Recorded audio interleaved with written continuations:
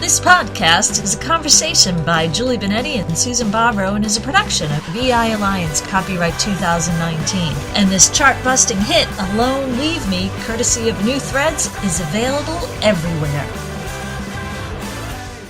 We are talking about Lao Tzu's Tao Te Ching, and we are right now looking at parts 28 to 36. 28 starts out, whosoever knows his maleness and guards his femaleness, he is the gorge of the world. If he is the gorge of the world, eternal life does not leave him, and he becomes again as a child. I think looking at this, it really emphasizes just being and finding balance. And the expression of the male and female, Lao Tzu also goes into the next stanza and talks about purity and weakness and honor and shame, and the one after that. And I think looking also at the word gorge kind of has a negative connotation to it. So in the first stanza, when he's saying, whosoever knows his maleness and guards his femaleness, he is the gorge of the world, the expression, to me at least, says that there needs to be more of a balance, and to not be gorge is a little bit of a negative connotation, because in being the gorge of the world, you're just reborn into that cycle of birth. So I find that the first one, the stanzas are very similar. The first one's gorge, the second one is example, the third one is valley. So, the only thing I get is it's the low points. Gorge, is like a deep chasm, or it's like a valley. It's like a low point between two high points. And for example, the word example, which is being used not as a for example, it just seems as though there's a visual of hills and valleys and then when he does use the word example, it's talking about purity, and whoever knows his purity and guards his weakness. And I think the word guards is kind of interesting. I don't know if I'd be interested to know what the real picture was in terms of guards. Like, what does that really mean to guard it? Does that mean to protect it, hide it? Is it a hiding, or is it a you guard it, meaning, it's something you need to work on. And so instead of being responsive in terms of your weakness or your shame, you understand that it's something that you don't act upon. You guard it, meaning you keep it in control. Right. And the other thing is about with maleness and femaleness, this is very sexist, but, this was written thousands of years ago. At that point, I think we said something about this before.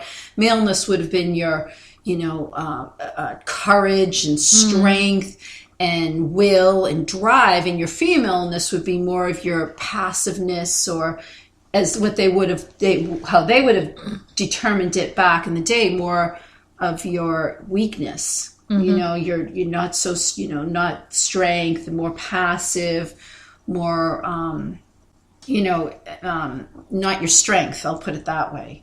Right. So, and I think also in the aspect of the first, second, and third stanzas, to say at the end, if you have your maleness and guard your femaleness, you become again as a child. If you know purity and you guard your weakness, you return to the uncreated. If you know honor and you guard your shame, you return to simplicity. And I think it's very important what you started to say. There's a huge pictorial representation in this. No matter what the translation is from the Chinese characters, it's very visual, with the valley being lush and fertile. And, when you're looking at these different virtues and these different aspects, whether they be physical or virtuous, it's still looking at the element of the Tao and a man of calling, practicing it, being the Lord of servants, where there's really nothing to do, there's nothing to ascertain except simplicity. Right. And that becomes the useful part, and great design is going to happen as it is, all is, and right. The Tao is there. And this gives a very pictorial representation of the virtues in orchestration with all of that. So let's move on to number 29. And to me, this really gives a world and Tao representation.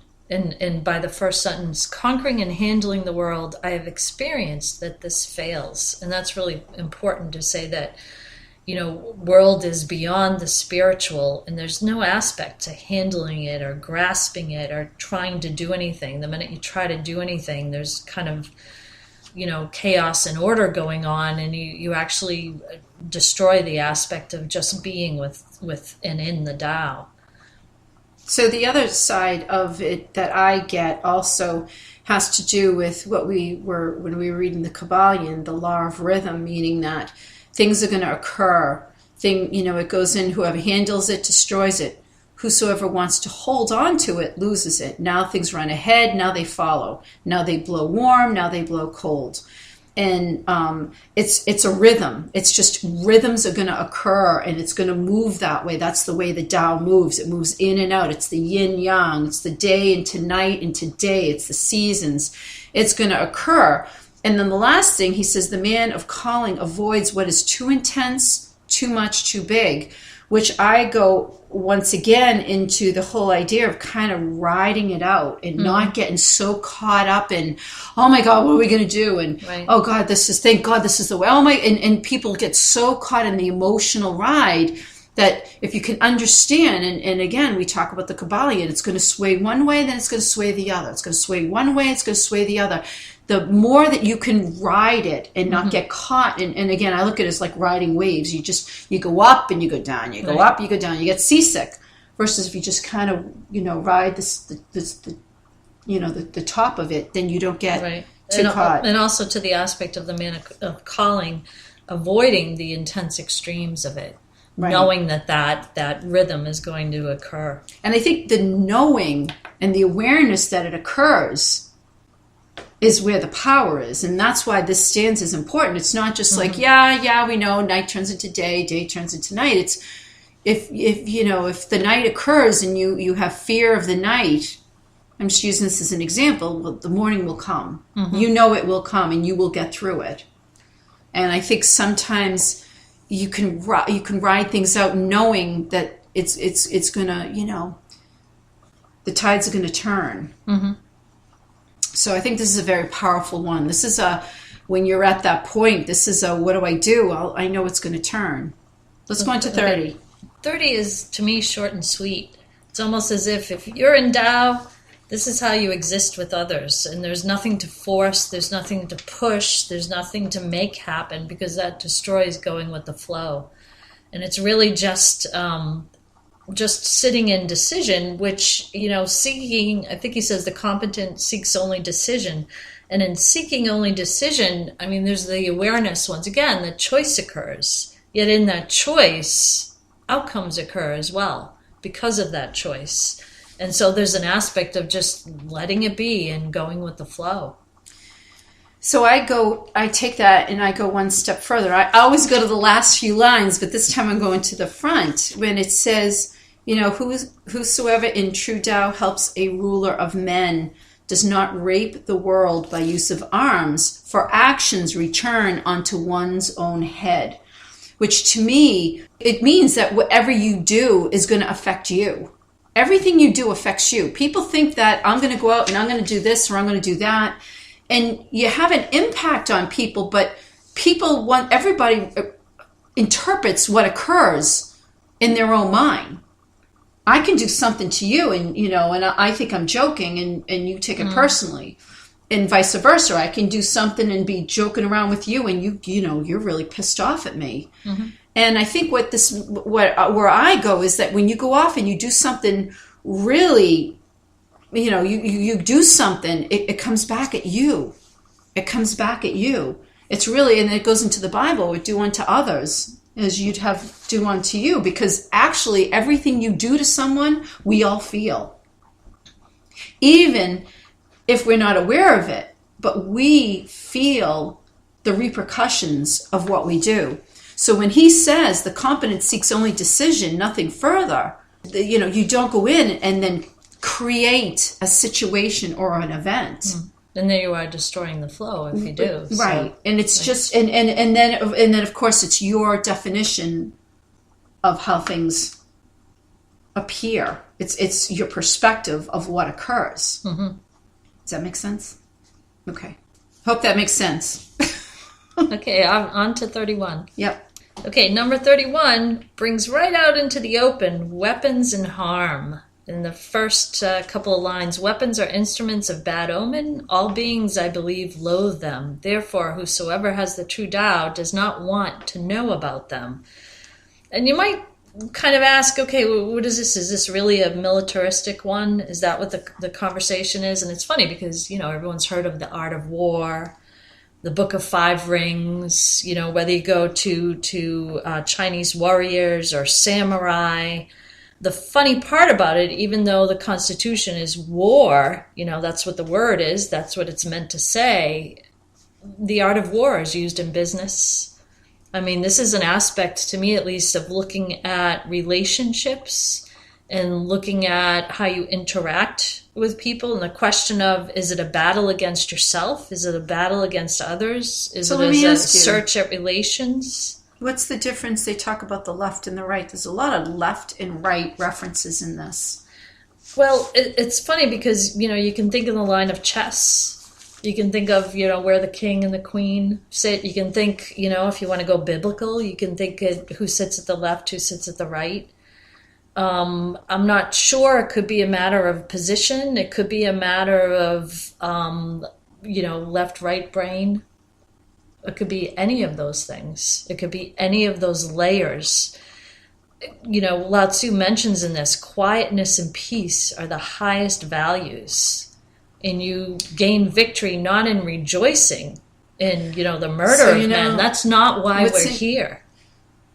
Go ahead. No, that's just, I think it's a real expression of, okay, you look at this, you look at the battle, and what do you want to call the battle? It's actually, when you're saying that, I'm really rereading it, because it's in fortunate circumstances, one considers the left the place of honor. In unfortunate circumstances, one considers the right place of honor. To me, the left and the right is like who's right and who's wrong. The left is, this group of people wants this. The right is with that group of people. The left and right is nothing more than who's right and who's wrong.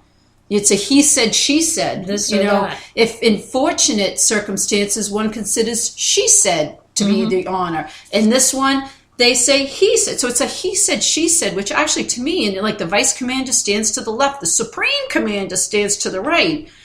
And at the end of the day, it's basically saying whoever is caught in that, he said, she said, and I'm using that term as just a generic one, is like, oh, I'm right. No, I'm right. No, he said that, well, I said this. And it's almost like you get caught, and it says then basically whoever has been victorious in battle shall linger as if attending a memorial service. And a memorial service is everything's dead. And the left or the right, it's a matter of just you're caught in this limbo of nothingness, and it's paralyzing. And you're paralyzed in that, and there's no movement, there's no going with the Tao, there's no in the Tao, there's no awareness of that. And what are you paralyzed in? You're paralyzed in this battle of going to the left or the right. So the weapons in war is really basically, it's what's right. Is the left right? Is the right right? I don't think the left and right actually refers to anything other than just choice A or choice B. You're going to fight for A, you're going to fight for B. Are you for this person or are you against this person? There's no, a lot of times we're put in a position where, are you for it or are you against it? And that's paralyzing. And yeah. Okay. So should we go into 32? Sure. Okay. Okay, this one is kind of funny to me because I found Lao Tzu very layered. And there's so many layers to it. And for me, I feel like, well, the narrator's here saying, okay, if you just joined us, or just as a reminder, this is Tao in the world. It's like, okay, why? This is like the synopsis. For me, at least, it's almost like a synopsis. The unutterable simplicity. Tao is the eternal, it's an unutterable simplicity. And then he goes into all these descriptions again, which we've kind of sort of heard, but it gives us another layer to the foundation of it, where we go, okay, right, okay, Tao in the world, and Tao in the world, they flow into each other. Oh, okay, right, and there's balance, and there's things that occur, and there's a balance and going with the flow, and there's a flow, and so to me, it's like a synopsis. Yeah, I look at actually, it's almost like, imagine this, the world, Tao is eternally unutterable simplicity, even though it's small. If this happened, imagine the world this, imagine that, all this could happen. And then creation starts. And therein, names come about. And there it begins. But yet, with that, it's almost like, it's kind of like telling a little kid a story. Imagine the princes and the queens and the kings, they all come together and all this happens. And then, then you hear, and then da-da-da-da. It's almost like you should say, Little Red Riding Hood. She's there and she lives with her grandmother. She goes, and then here comes the big bad wolf. And, that's funny because in the placement is 32. It's like it's a synopsis. It's like, wait, what's it doing here to remind you of that? And then it goes for the clincher there, right for the jugular. The relation between Tao and the world may be compared to mountain streams and valley brooks that shed themselves into rivers and seas, everything flowing into each other. Number 33, I think this one is one of the most quoted and excerpt ones, probably taken out of context of the whole rest of Lao Tzu's material, meaning taken out of the context of the rest of where it was. And you see it, at least I've seen it so many different places. No, I have never. Really? No. I look at this and I'm like, I have my own interpretation of it, but no, I'm not, I've seen this so many places. I've read it in so many things and taken out of this, and you say, oh my gosh, this is where it came from. And to me, it's just, okay, the funny part about this one, whosoever knows others is clever, whosoever knows himself is wise, and it keeps on going. There's no mention of Tao in it. Tao isn't used.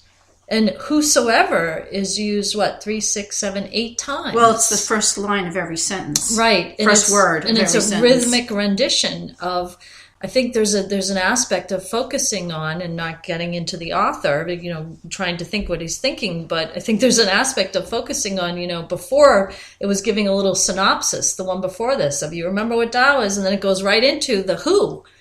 And of course, it's the who that now understands Tao, because we understand Tao. We've been reading this and looking at the who and their relation to themselves and others, and the power over yourself that you have, and the power over others and your relation to others. You're so funny, because I haven't heard this before. That doesn't mean I'm sure it's been. I look at this as kind of like a joke. It's like, whoever knows all this, oh, he's clever. Oh, who knows himself, oh yeah, he's wise. And it goes throughout, and it's like, whoever does not perish in death lives. It's almost like a joke as to, oh, whatever you can do, this is what you get. It's almost like a look at, and I did this, oh, great. And then I can do this, that's great. And then I could do this, wonderful. Because at the end of the day, none of this really makes any sense. Whoever conquers others has force. Like, it's like a joke. It's like, oh, I was able to conquer. Look what I did. Oh, isn't that nice? You're such a strong kid. It's almost like a run on words. Because in the beginning, where a couple of things before, we were talking, about no matter what you do, it doesn't matter. And being in, because I had a hard time when I saw assert. I'm like, wait a second. Why is this supporting the word assert? Whereas I couldn't find it. I was trying to read which one it was back. I couldn't find it, where we said assert was the joke of it. Because when you assert, you screw up the Tao. You get involved in it. So I'm like, wait a second. So this, when I was looking at it, I'm like, wait a minute. Assert, why are they using it, assert here, as if it's a positive thing?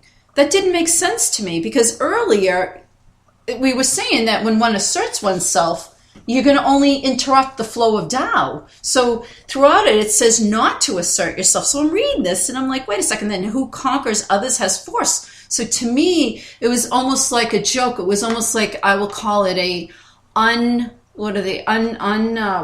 man, or what is it? Not a man of calling. a lesser man would come in and say, I did this, and it's almost like the Tao, it's like whoever's telling the story is like, oh, that's nice. And then I did this. Oh, isn't that wonderful? And it means nothing. It's almost like a joke, like I did this and I did that, and it's like you're out of the Tao. None of that makes sense. It's almost like that's how I read it. And again, I haven't seen this in other places, so I don't, my interpretation's always a little bit different than everybody else's anyways. Well, it's funny because it is out of the Tao. Tao isn't in it, yet, I mean, this is stressed so many places, and where each line is just quoted, whosoever knows others is clever, meaning, wanting to give the meaning that, if you take the time to understand others, be compassionate, put your feet in other people's shoes, there's a cleverness, there's an understanding you have. If you know yourself. See, I disagree. Whosoever knows himself is wise, because they go together. Yeah. Whosoever knows himself is wise, and he knows himself. So you've taken the time to know thyself. You're wise. You're not just, do you want to be wise or clever? I mean, there's not a disagreement here. There's those couplets going together. Whosoever conquers himself is strong. Whosoever asserts himself has willpower. So do you conquer yourself? They're not saying to conquer others. Whosoever is self-sufficient whoever is rich. asserts himself has willpower. That to me is completely whoever asserts. I would read this and say whoever asserts himself has kicked himself in the behind. I mean, if I were going to look this in terms of Tao, in terms of what we've been reading, where we've gone, I look at this and I think this is whoever is self-sufficient is rich. I mean, is the Tao say, okay, this is how you're going to be rich? I don't think the Tao even mentions rich. And it doesn't talk about wise. What's a wise person? Whosoever knows himself is wise. Part of me feels like our whole journey in this world is really to learn more about yourself. I don't know who I am. I mean, I have a better understanding. I've done a lot of work on myself, and I've tried to clear a lot of things, but I don't believe any of us are ever wise. But to know ourselves, we work on it and we become more, but wise is like it's almost like, again, and I'm using the words because that's what we have to work with. It's kind of like a joke. It's like, oh, okay, if you know others, you're clever. To me, that's like, oh, you learned how to manipulate people. But you don't know them. You figure out on the surface what you can do to get what you need. So I kind of look at this as like almost the opposite. It's like a joke. It's like someone who's boastful and coming in saying, oh, I did this. And someone says, oh, isn't that nice? And I did that. And it's like, oh, well, that's wonderful too. And I look at it because I'm like, and what it did it for me, I tell you, is when I looked at assert, and I'm like, wait a second. How do you go in one stanza and say to assert yourself is a joke? Because you're interrupting the flow of Tao, the natural flow. And you can't change it, but you can interrupt it and you can divert it for a while. Yet, then you can't. And I was so hard trying to find that stanza, and I couldn't find it. And then you say here, to assert yourself is, and I'm like, wait a second. So it's so we just have a difference of opinion. It's a difference of opinion because this is highly, it's an understanding of Tao and your relationship with others and where the Tao is, and yet the Tao isn't in there. It's in the layers somehow. Is it in the whosoever? Is it in? There's no, complication to say this is right or this is wrong or anything. That's why we're having a conversation because. I mean, in this stanza itself, there's nothing that says this is right, this is wrong, this is an action you should have, an action you shouldn't have. The only, if you pull stuff out, it's funny, you have power over yourself, you're wise, strong, and rich. Relationship with others, you can be clever, forceful, and have willpower.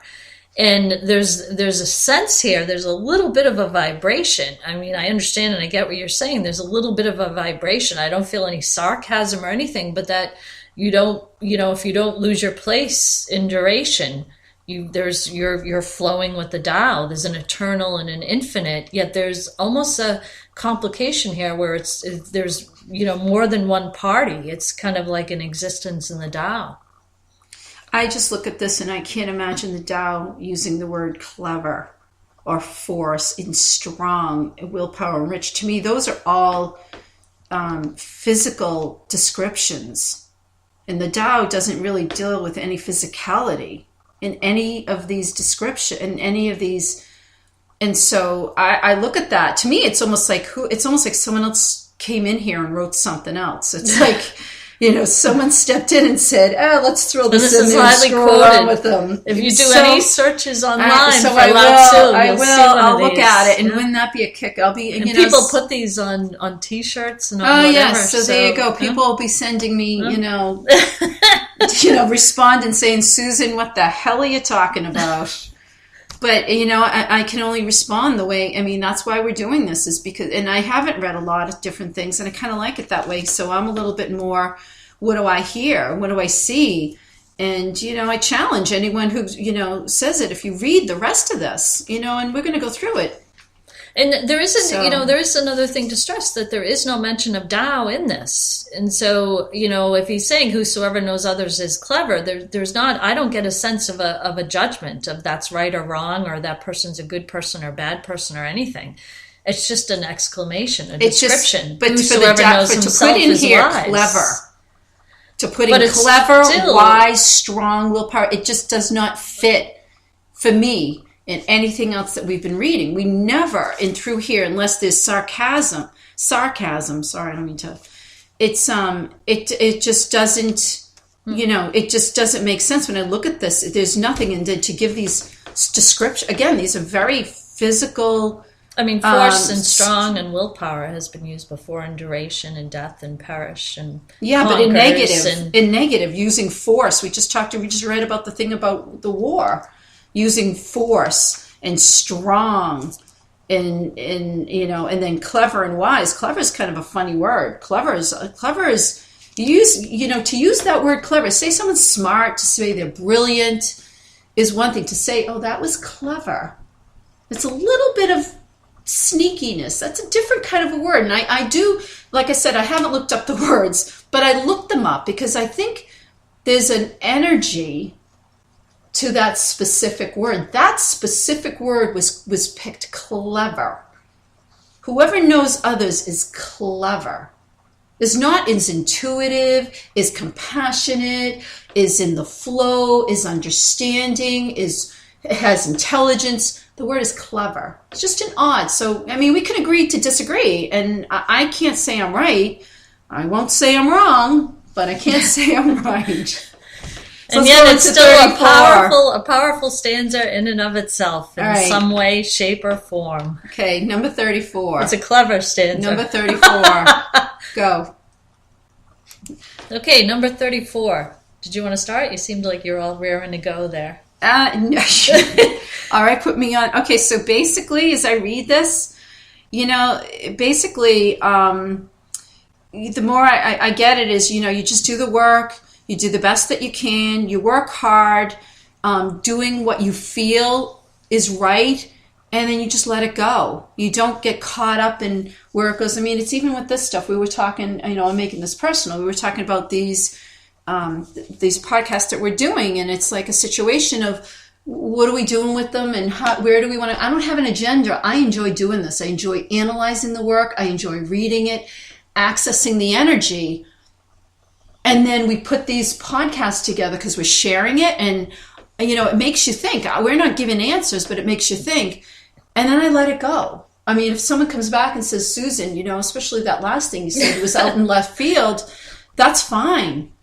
And someone could turn around and say, geez, I never thought of it that way. You know what? And when I think about it that way, I go to this place. So it's almost at the end, again, the great man of calling. He never makes himself look great. Therefore, he achieves the great work. He does what it is that he chooses to do.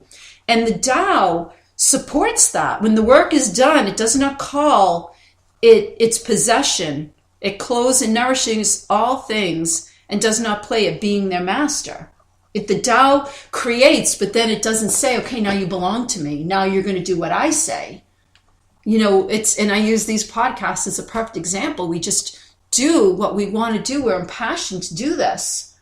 And so we do it, and we do it. We really work really hard at this. And whether it's agreed or whatever happens with it, I don't hold on to any of it. And that's how I read this, is being exactly that. That, the Tao creates all the things it creates. And then it just enjoys it, looks at it and smiles and says, no, do what you're going to do, right? It doesn't dictate, okay, now you belong to me. That's funny because in this one I feel the Tao is, Lao Tzu is comparing the Tao to the man of calling. And so as he describes the Tao in the beginning, and then he describes the man of calling in a very simplified way, he makes the Tao personable. And the man of calling is in it, with it, around it. It's funny because what you just did was exactly what Lao Tzu did.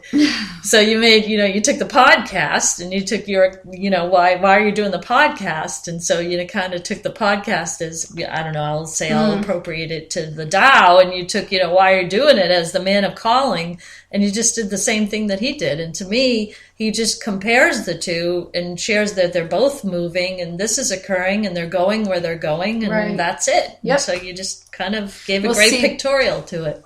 Well, thanks. So that's the way I can take this, and hopefully people that are listening can take it and do the same thing. Mm-hmm. Number 35. Go ahead. Okay, this one seems to carry along with the last one because my sense is, the expression here is, hey, Tao's not special and it doesn't make you special. You just be with it. You do what you do. There's balance. There's understanding.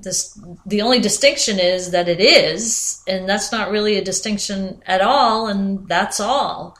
And there's a great kind of connection in the words that he uses, and especially at the end where he says, you look for it and you see nothing special. You listen for it and you hear nothing special. You act according to it and you find no end. And in doing what you did with the last one, connecting it to these podcasts, you're sitting here and maybe you're looking at Lao Tzu's Tao Te Ching and you're like reading along and you're saying, what do I think about it?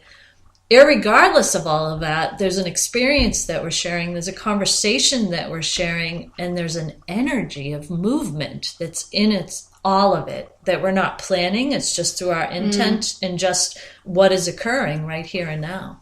And the only thing I would add to that, I think that's a great description, and it's, as the very beginning, whoever holds fast to the great primal image, to him the world will come. It comes and is not violated in calmness, equity, and blessedness.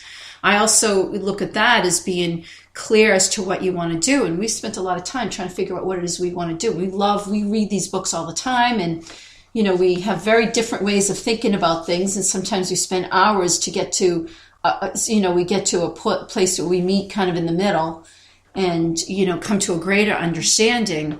And I think that, with this is we're very clear in what we want to do. We don't have an intent and we don't know where we're going always, but we're very clear in that we want to go into this space and we're trying to open up we're trying to create a discussion, trying to create a discussion that is in more real time and it relates to, today's issues, because we're living here today and we're very clear about it. And therefore, we keep that in our minds as to what the intention is, and we're having fun with it. And with that, everything will come together in calmness, equity, and blessedness. Number 36. This is a wonderful one. You heard me. I just said that. What you want to compress, you must first allow truly to expand. What you want to weaken, you must first allow to grow truly strong. What you want to destroy, you must first allow truly to flourish. This is wonderful because there's a frustration in it. But I want to compress it. Oh no, you have to let it expand first. And the wonderful vibration to that is, again, this is an expression of polarity and extremes and the power in movement. So what if, here's a suggestion here, taking the energy of this. What if you desire one thing, yet you allow everything to occur to get to that one thing? Well, so I go to where if you want something, you have to embrace its opposite at the same time. So it's almost like, you have to face your fear to conquer it. You must, we said in some of the books that we've written that you have to disconnect from everything. When you disconnect from everything and you pull out of all the things and then you actually go quiet, you can actually feel the connection to everyone. So to me, I feel like, and then the more that you don't do what this says, you start running away or you fight things, and then it leaves an unending battle. And that's being clear about the invisible. When you have the belief in something greater and that you're a part of it, that's where it's just so wonderfully delectable that, okay, I desire one thing, yet all can occur, and you have the extreme, you have both. And when you go to do something that's different, of course, the minute you decide to do something, the opposite is going to appear so loudly and clearly in front of you, and you're going to say, are you kidding me? This is what, if you're... And yet instead of saying, are you kidding me? Look, there's the opposite. What if you just said, wow, there's all of it occurring? Because there is both extremes, and there's all of it occurring. People don't, I wouldn't... You know what? All of it occurring, and all of it occurring, everything is there, and you're a part of the all. So I guess what I would say is when that shows up, when it shows up, the opposite, well, then that should be some sort of a sign that its opposite is nearby. Because of course, for you to open up to something, you have to open up to its opposite, because that's what we talk about. One, it's, strong can only exist for weak to exist. Light can only exist for dark to exist. So if you're going to open up to something and the opposite appears, well, your tendency is to run away, say, oh God, I can't do that. Yet if you understand that by opening to one, you open to the other. So if the other shows up, because it's what you're probably more accustomed to seeing, or you think you are, you open up to that. Well, by default, the other one has opened up its opposite. And that should give you the power instead of saying, I open to everything, because I wouldn't do that, Julie. I'd sit there and say, the hell with this. I'm not doing this. But if I can understand by opening to the opposite, wow, that means I open to both. Open to both. And opening to both does what? Open to the whole thing. Yeah, but okay. So I'm saying, okay, well, so, there are people probably that can do that. And to those people, I say, yeah, I struggle with that more. Well, you can sit there and say, okay, I open to everything.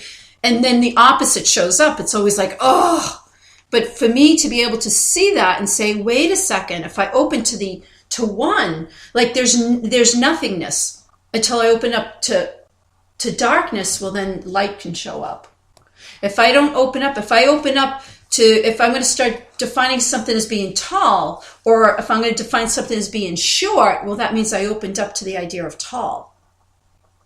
So if you're lonely and you're on your own and you want to meet someone, if you can open up to the spot of being on your own, well, by default, you opened up to someone else being in your life. Isn't that being clear about the invisible? And we talk a lot. I mean, let's go to the view of the hawk. We talk about the hawk. The hawk can fly around in the sky and be conquering the whole macro view. Let me finish. Let me finish. The hawk can be flying around in the sky, can conquer the whole macro view of everything, and yet, boom, then it can pinpoint in as well. It's got both right there. Okay, thank you for listening. Thank you for listening. Next up, we will be doing the Tao Te Ching, Lao Tzu, in our next part, and we're actually going to do the number 37 from part 1, which is the Tao, and then move forward from 38 to 45 in part 2, which is Te. See you then. Thank you for listening to this production from EI Alliance. Check out our Amazon authors pages for books and podcasts. Find New Threads music and their latest album on iTunes, Spotify, and newthreads.us.